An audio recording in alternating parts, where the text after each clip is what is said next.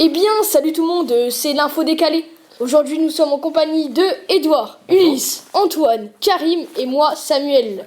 On se retrouve pour un nouvel épisode de l'info décalée sur tout ce qui est free-to-play et leurs effets psychologiques. Du coup, n'hésitez pas à lâcher votre pouce bleu, à vous abonner et à activer la cloche de notification.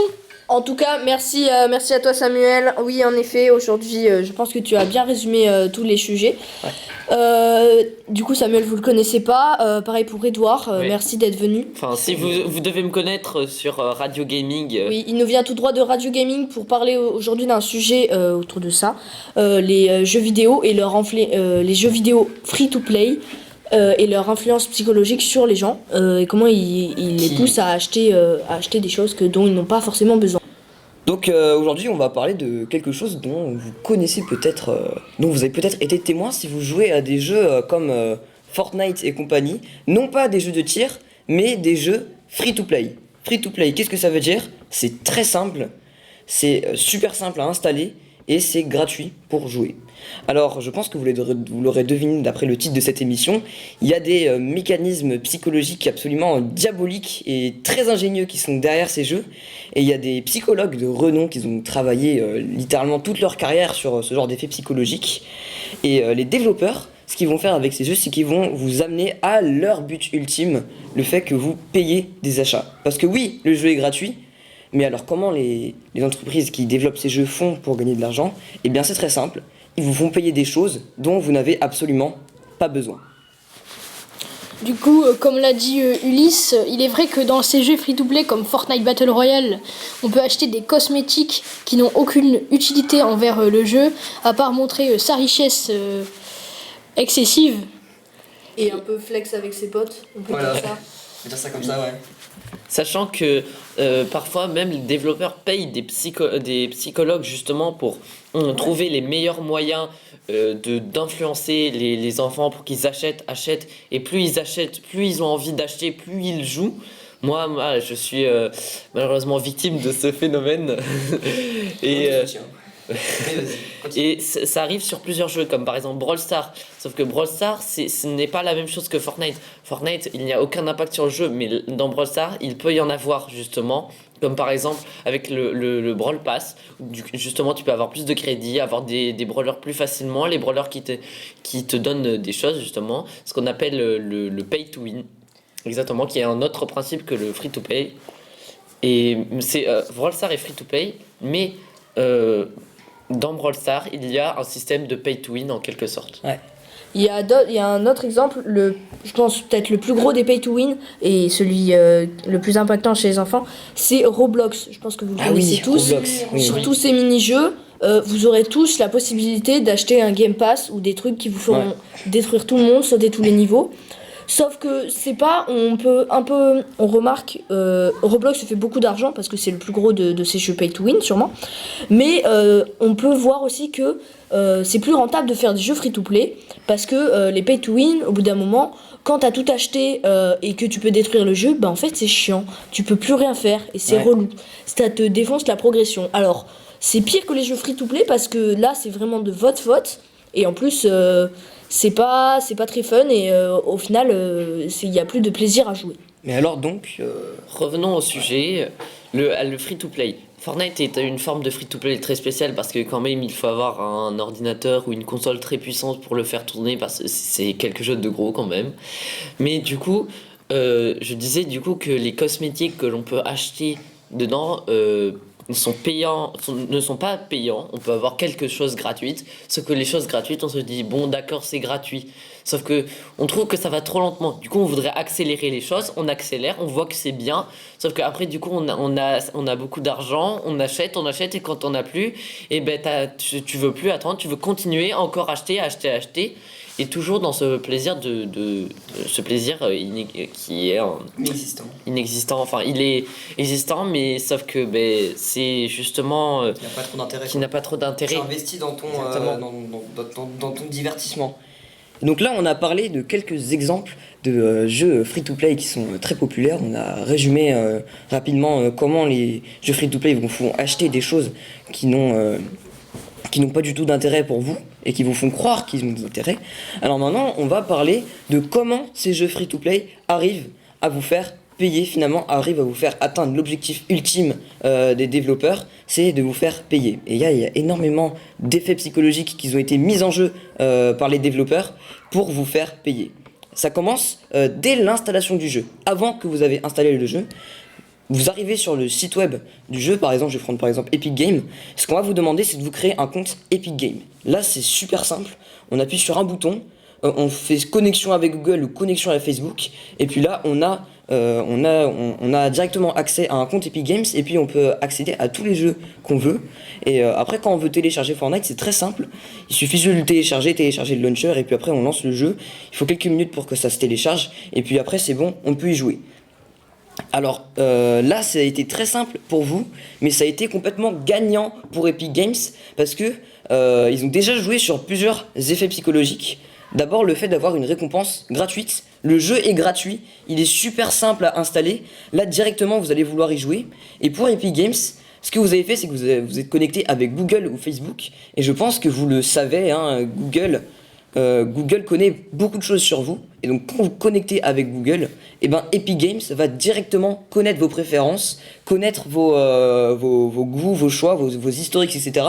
Et ils vont pouvoir vous proposer des jeux et des publicités adaptées à vos goûts. Donc, dès que vous êtes inscrit, ils vont directement vous proposer des jeux free-to-play auxquels vous allez jouer parce que ça va vous plaire, parce que c'est adapté à vous.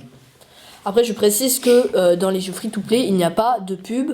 Et c'est comme ça que c'est gagnant un peu parce qu'on se dit j'achète des trucs mais c'est un bon jeu puisqu'il n'y a pas de pub, c'est pas long, c'est pas relou, etc. Et les pubs et les préférences, elles sont directement dans le site web, pas dans le jeu. Et le Fortnite ne prend pas 1 minute de téléchargement, désolé à tous ceux qui y croyaient. Mais c'est vrai que il y a les gros boutons avec les couleurs flashy, tout est réfléchi pour que vous cliquiez. Et que ça vous lance dans une boucle infernale. Justement, Epic Games ont développé quelque chose sur les V-Bucks, la monnaie dans Fortnite. En gros, quand vous cliquez sur le bouton V-Bucks, vous pouvez acheter des V-Bucks. Vous voyez que certaines V-Bucks coûtent 20 € avec 2800 V-Bucks dans ce pack à 20 €. Et il y a marqué 20% offert. Sauf que pas du tout. En fait, le prix est déjà comme ça.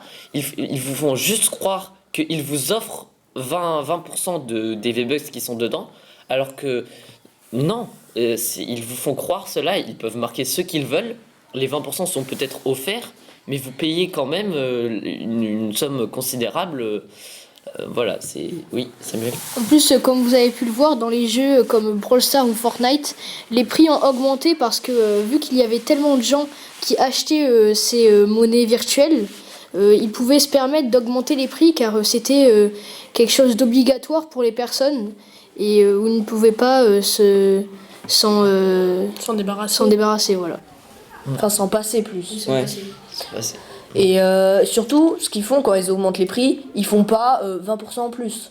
Par exemple, Fortnite, il y avait écrit 35% offert il y a quelques mois, je crois. Oui, et en gros, ils font baisser les pourcentages en faisant croire que quand même l'offre continue, mais les prix, la réduction baisse un peu. Alors que ce prix a toujours été comme ça et c'est juste un effet psychologique pour te faire croire que tu payes moins alors que tu payes quand même cher. Par exemple, au lieu de dire vous payez 2 € de plus, il vous dit vous avez plus 35% d'offert mais vous avez 20%. C'est toujours bien, mais sauf que du coup vous payez forcément presque du coup les 2 € de plus, ils sont là, ils sont dans les 15% que vous perdez. Et ça les joueurs ils voient pas trop. Et Ce qu'ils ont fait, le système psychologique a commencé au tout début de Fortnite, ce que très peu de joueurs ont vu. Mais au début, les prix étaient... par exemple, 13 500 V-Bucks coûtaient 120 €, je crois. 120 €. Et après, du coup, personne n'a acheté. Puis après, un petit peu plus tard, ils ont fait les réductions. Et du coup, les joueurs se sont dit « Ah d'accord, ils ont baissé les prix. » Alors que tout était calculé. Ils avaient fait ça pour que les joueurs achètent et viennent un petit peu plus tard. Et on va en venir du coup à la liste, enfin pas à la liste, mais à la grande famille de deuxième effets psychologiques utilisés pour vous faire payer. c'est le fait de vous joueurs, vous donner des opportunités pour payer et pour vous faire croire que vous y gagnez quelque chose alors qu'en réalité vous y gagnez pas grand chose. Par exemple, le fait de vous donner des grosses récompenses à un prix assez bas, ça va vous montrer que payer c'est bien, vous avez beaucoup de récompenses, alors qu'en réalité ça marche qu'une fois sur 2 ou une fois sur 4. Et donc il y a des scientifiques qui ont fait des expériences par exemple avec des pigeons. Ils ont mis une boîte dans une cage de pigeons avec des boutons dessus. Et donc quand le pigeon appuyait sur le bouton, ça faisait tomber des graines qu'il pouvait manger. Et donc ça constitue sa seule source d'alimentation. Et donc à chaque fois que le pigeon avait faim, il appuyait sur le bouton. Et il y a des fois où ça ne tombait pas, la nourriture ne tombait pas. Et parce que ça a été prévu par les scientifiques, il faisait tomber la nourriture seulement une fois sur 4. Et donc ce que faisait le pigeon, c'est qu'il continuait d'appuyer sur le bouton et d'appuyer encore et appuyer encore pour avoir un maximum de nourriture possible. Et il savait finalement que ça tombe une fois sur 4, donc il allait essayer d'appuyer le plus de fois possible. Et puis finalement, sur les jeux vidéo, ça revient un petit peu au même avec le paiement, parce qu'on vous fait payer beaucoup de choses finalement, mais ça n'a pas tellement d'importance. C'est juste de temps en temps, on vous met des choses qui sont plus intéressantes que les autres, et c'est ça qui vont vous continuer à ne pas vous lasser de payer des choses, parce que si ça continue à être toujours les mêmes récompenses, vous allez être lassé. Mais là non, on va vous faire croire que payer ça a de l'intérêt, alors qu'en fait ça n'a absolument pas d'intérêt. Le principe de ça et le principal phénomène sont les packs de démarrage. Voilà, les packs de démarrage coûtent par exemple 4€ sur Fortnite avec 600 V-Bucks, un skin, des sacs à dos, des revêtements et tout ça pour très peu d'argent comme vous pouvez le voir, et du coup les gens achètent en se disant que c'est rentable. Du coup après ils ont quelques V-Bucks, sauf qu'ils se disent du coup on va acheter d'autres choses puisque il coûte à peine un petit peu plus cher le skin là-bas, du coup je veux l'acheter, du coup on va payer un petit peu plus. Ouais, il l'achète, j'en ai plus, du coup je vais racheter encore. Et le pack de démarrage, comme on dit, démarre ce principe d'acheter, voilà. Donc oui, effectivement, on nous prend pour des pigeons. Ouais.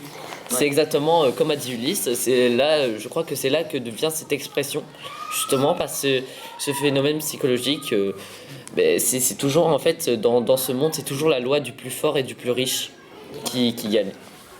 Et aussi certains joueurs disent ah oui, toi t'es un rat, ça fait 1 an et demi que t'économises les 300 V-Bucks du pass de combat, parce que Fortnite vous laisse quand même une chance de réussir des achats, parce qu'il y a un pass de combat gratuit qui vous permet de gagner 300€, 300 V-Bucks, pas 300€, sinon ça serait un peu une perte de leur part. 300 V-Bucks par tous les 2 mois, ce qui est que dalle. Et les gens ils se disent la flemme d'attendre 2 mois, je vais acheter d'autres trucs, voilà. C'est exactement ça. Et en fait, tous ceux qu'on traite de rats parce qu'ils attendent 1 an et demi pour acheter leur passe de combat gratuitement, ça serait peut-être pas les plus intelligents, ceux qui profitent le plus du jeu, qui font toutes les quêtes, qui vivent le jeu vraiment sans essayer d'avoir des skins. Mais après, les skins, par exemple, quand on commence, on a le skin Bambi et que quand t'arrives, par exemple, sur la map Battle Royale, quand t'es en classé et qu'il y a que des personnes qui ont des skins, genre du premier chapitre ou des choses comme ça, et genre t'as envie d'en acheter parce que t'es le seul, t'as un skin Bambi, et tout le monde... Comme les autres ont ce skin, les skins, en fait tu as envie d'être comme les autres, t'élever. En fait, en gros, c'est exactement c'est le principe de drogue. Ouais, c'est exactement comme la cigarette il y a très longtemps. Sauf que maintenant, c'est les jeux vidéo et le free-to-play qui prend le dessus. Oui, aussi, on peut voir certains youtubeurs qui eux, gagnent leur argent grâce à Fortnite ou des jeux comme ça. Et du coup, qui eux peuvent mettre beaucoup d'argent dans le jeu car ils gagnent de cet argent grâce à Fortnite. Et du coup, nous, on croit qu'on peut en avoir beaucoup, mais alors que nous, on ne gagne pas un salaire. Du coup, les enfants, et ça peut... Ouais. Après, souvent, les youtubeurs, même des fois, Epic Games leur dit ah oui, dis que t'as acheté 20 000 V-Bucks, tu fais une super vidéo et tu montes le nouveau pack et tu dis qu'il est trop stylé, on te donne 20 000 et 50 euros, vas-y, fais-moi ton contenu. Et là, il y a 20 000 personnes qui voient un gars qui a été payé par Epic Games pour leur vendre des V-Bucks. Mais ils ne le savent pas. Ils le savent pas, ils croient que c'est juste Une personne, le gars lambda sympa, qui travaille sur YouTube et qui a trouvé un pack comme ça, qui est pas du tout cher et qui est en train de le vendre parce qu'il il a trouvé et parce qu'il il le vend aux enfants qui regardent en fait. Ouais, exactement. ils vont pas aux adultes. Et Des on peut dire- fois. un Des peu. fois. J'ai pas d'exemple, Oui. mais je pense que. Moi non plus, j'ai je pas ne vise d'exemple. personne, Je vise mais- personne, voilà. Bon, allons. Allons.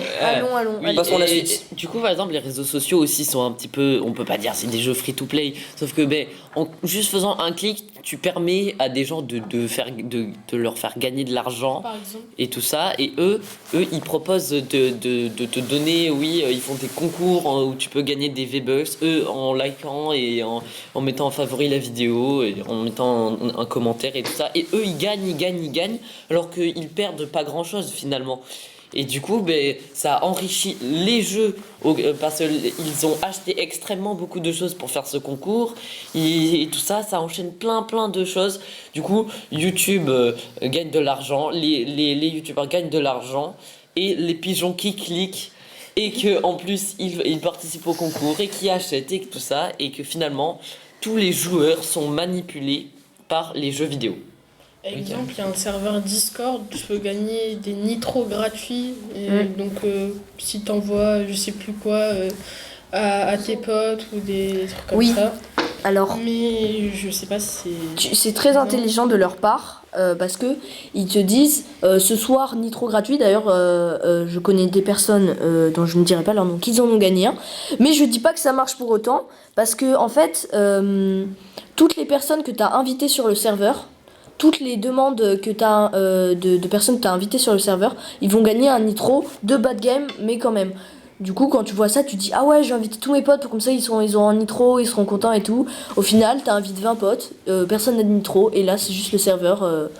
Qui a gagné Qui se remplit. Voilà. Je sais pas comment ils arrivent à rendre ça rentable, mais je pense qu'ils ont sûrement des partenariats avec des jeux, etc. pour des publicités ou des choses comme ça. Donc, En parlant de ça, Discord ont fait quelque chose d'incroyable. En gros, depuis la dernière mise à jour du poisson d'avril, on va dire, ils ont fait une fausse vidéo, en quelque sorte, où tu pouvais gagner des boîtes avec des trucs comme ça dedans. Et du coup, en fait, ça te mettait sur un lien YouTube directement quand tu lançais Discord à chaque fois. Et toutes les personnes passées, ils s'en fichaient un petit peu. Sauf que elle est en train de devenir la vidéo la plus vue du monde en ce moment. Et en fait, les développeurs ont créé un monstre sans le faire exprès. C'est incroyable, ils gagnent énormément d'argent juste en faisant une vidéo involontaire. c'est vrai qu'un site avec beaucoup d'utilisateurs comme ça qui envoie vers un lien YouTube, bien évidemment, le lien YouTube il va avoir beaucoup de vues, etc. Mais Discord, les développeurs voulaient juste faire un poisson d'avril sympa, et finalement, ils sont en train de faire la vidéo la plus vue du monde. mais ne nous éloignons pas du sujet, oui, carrément. Oui. Non, Du coup, aussi, par exemple, dans certains jeux free-to-play comme Brawl Stars, il y a eu une nouvelle monnaie appelée Bling qui remplace les gemmes qu'on peut acheter en argent. Et cette monnaie des Bling, en fait, c'est quelque chose pour c'est une monnaie pour les free-to-play, pour les personnes qui ne mettent pas d'argent dans le jeu. Sauf que c'est très difficile à avoir. Et même souvent pour cette monnaie, il faut acheter avec de l'argent. Des gemmes, des fois. Des fois, il faut acheter des gemmes pour avoir des blings, je crois. Ouais. C'est... Parce que quand t'as pas, en fait, ils ont fait que cette monnaie est gratuite. Parce que quand tu n'as pas assez de blings et que tu cliques, il te dit t'as pas assez de blings, et tu peux rajouter par exemple 49 gemmes en plus pour voilà. Voilà. Alors qu'en fait, de base, tu voulais juste économiser les blinks qui sont gratuits et que tu peux débloquer grâce à des quêtes, grâce à des trucs in-game qui ne sont pas payants. Oui. Sauf que quand tu cliques, Par exemple. il te manque 3 gemmes, du coup, les flemmes, allez, je jette vite fait, alors qu'en fait, c'est juste le jeu qui gagne. Oui, par exemple, du coup, comme dit Antoine, et par exemple, quelque chose vaut 1000 blings, vous en avez 900.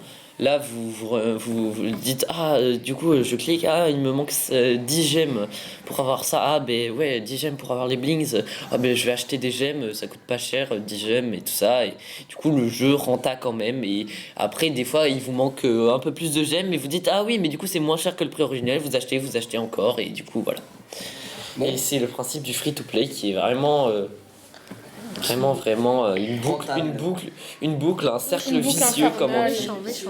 Un cercle vicieux où où tu t'achètes et tu joues et t'achètes encore sans vraiment avoir un plaisir continu, juste un plaisir passager. Et on arrive à la fin de ce petit débat, on a donné quand même pas mal d'exemples et on a pu vous expliquer comment les jeux free-to-play arrivent à vous manipuler. On remercie l'intervention de Samuel et Edouard. De rien. Vous pouvez aller checker Radio Gaming, ils font beaucoup d'épisodes et ils parlent beaucoup de ce genre de sujet. En tout cas, nous, on se retrouve chaque semaine sur YouTube. C'était l'info décalée. À la semaine prochaine. Salut. Salut. Salut. Bye. Ciao. Bye.